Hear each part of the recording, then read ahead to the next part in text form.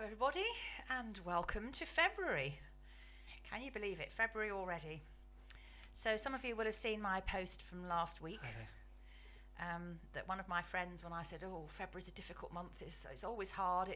You get through January and you think that was bad, and you get to February and it's even worse. And you said, yes, but February is shorter, particularly when it's not a leap year, and it's not a leap year. So although February can be tough, at least it's a bit short. So anyway, we've been sort of saying for about 3 weeks now, shall we get started and start doing some worship? And I'll be perfectly honest, I haven't been in the mood for it because I've felt a bit like Mrs. Miserable and Mrs. Pessimistic, and I decided yesterday I was going to be Mrs. Pessimistic, but the trouble is I'm an optimist inside, so it didn't last long. So here we go, we're back anyway. But I feel God's given me to say, that sounds a bit grand, but what we'd like to do is, based on this idea of February being the shortest month, the smallest month, is look at a few things in the Bible and in life which are small, but which also are lovely and can help us get through. So we're going to start today with the shortest verse in the Bible. I can hear you shouting out, some of you who will know what that is. And this is the shortest verse in the Bible, just 2 words, Jesus wept. And it's actually when Jesus goes to the house of his friends and finds that Lazarus has died. I won't tell you the whole story, but there's a little bit now. And Mary's just said to Jesus, if you'd been here, it would have been okay, but don't mind, sort of, never mind, sort of thing. And Jesus says, where have you laid him? And they said, come and see, Lord. And when he saw, Jesus wept. And the Jews said, look how much he loved him.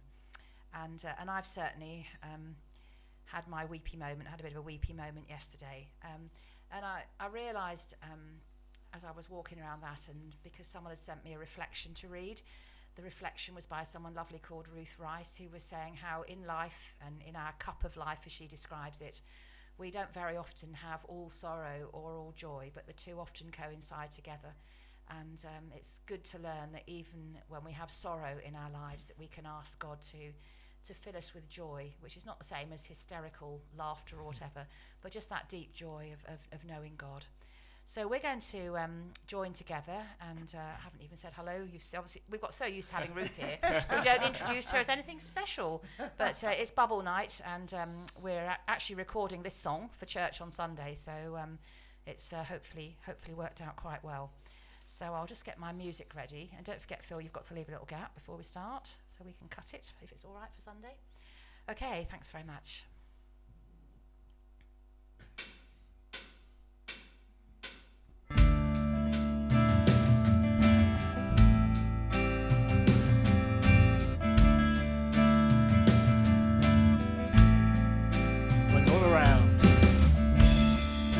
When all around is fading, nothing seems to last. When each day is filled with sorrow, still I know with all my heart he's got the whole world in his hands. He's got the whole world in his hands. I fear no evil, for you are with me, strong to deliver, mighty to save. He's got the whole world in his hands. When I walk through fire, when I walk through fire, I will not be burned. When the waves come crashing round me, still I know with all my heart he's got the whole world in his hands. He's got the whole world in his hands.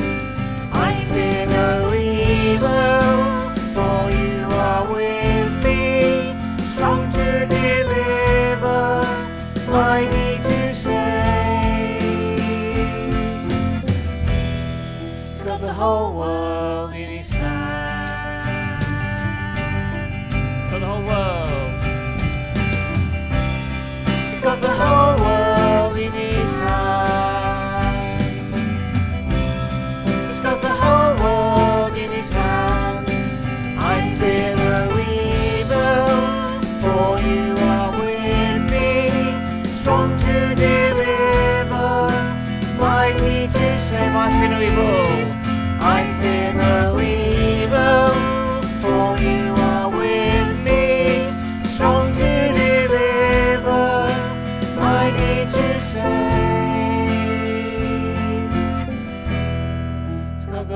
world in his hand.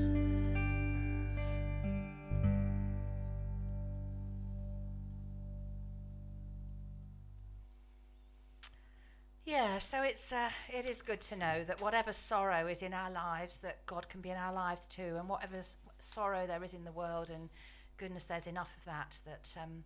That God is very much in the world with us going through this. So we're going to finish together tonight.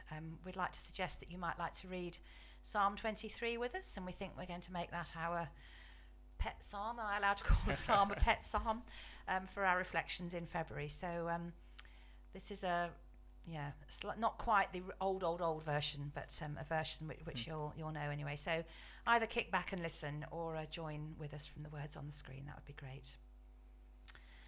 The Lord is my shepherd; I shall not be in want. He makes me lie down in green pastures. He leads me beside quiet waters. He restores my soul. He guides me in paths of righteousness for his name's sake. Even though I walk through the valley of the shadow of death, I will fear no evil, for you are with me. Your rod and your staff, they comfort me. You prepare a table before me in the presence of my enemies. You anoint my head with oil. My cup overflows. Surely goodness and love will follow me all the days of my life, and I will dwell in the house of the Lord forever. Amen. So thanks very much, everybody. Just going back to that previous screen, yet another friend pointed out verse 5 to me. You prepare a table before me in the presence of my enemies. And at this time, really, the virus is our enemy, isn't it? The virus is the enemy of the world. And yet, even in the midst of the virus seeming to have held sway for so long and in so many places and with such devastation, that God is there preparing a table before us, so we can carry the joy of knowing good and knowing God. We can carry that along with the sorrow of whatever we're going through. So that would be our prayer for you today, that you can carry the joy of feasting at the Lord's table, of knowing him to be with you in whatever you're going through. So take care, God bless, and we'll pray for you. So thank you very much, and we'll hopefully record again in another couple of days and get going again. Yeah, take care, everybody. God bless. Bye-bye. Bye. Bye. Bye.